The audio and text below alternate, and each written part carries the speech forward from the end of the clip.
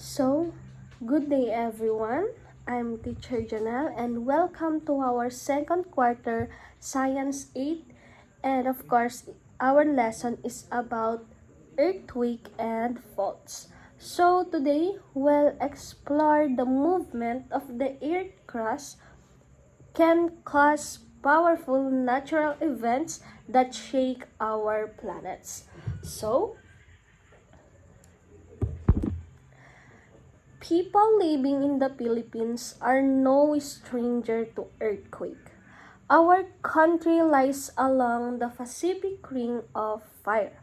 We all know that, a region known for frequent earthquake and volcanic eruption.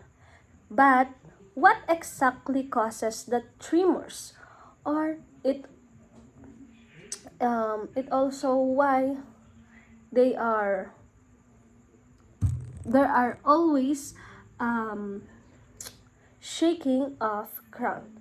So the answer for that is it all starts deep underground with the movement of rocks and plates along what we call is faults. Before we go deeper, let's define two different importance of this. So first, an earthquake is the shaking of the earth's surface caused by a sudden release of energy in a crust. So second one, a fault is a crack or break into the earth lithosphere where movement has occurred. So when earthquake is literally the uh, ongoing process while the fault is the outcome. These faults act like boundaries between hugs, blocks of rocks. So when stress builds up due to the plate movement, the rocks can no longer resist the pressure. So they suddenly slip. The ground is breaking or shaking, or it may releasing energy. So that's why we feel as an earthquake shaking our house, yard, or whatever we may feel like. So we are going to take the three main types of faults which you need to know: the normal, reverse, and the strike slip faults. So first, let's define normal fault.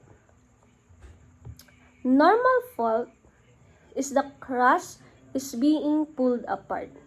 The hanging walls move downward related to the footwall.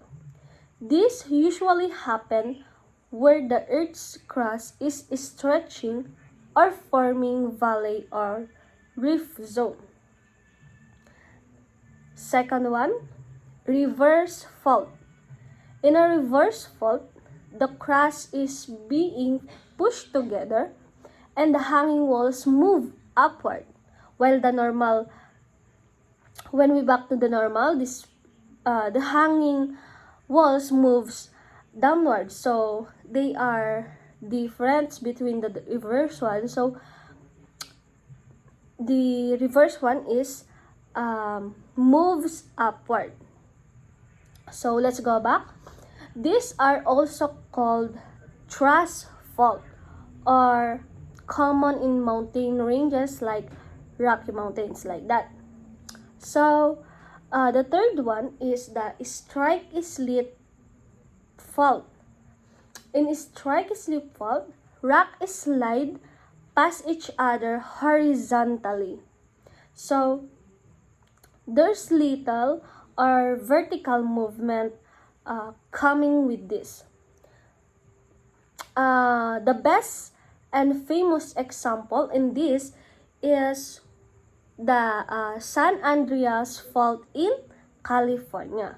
So this type of fault is often found at transform plate boundaries.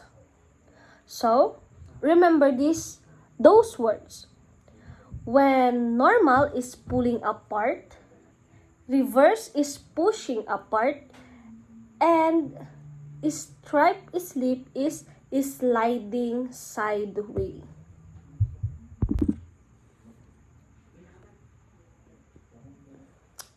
So, we are going to elaborate more. Earthquake can have devastating effects.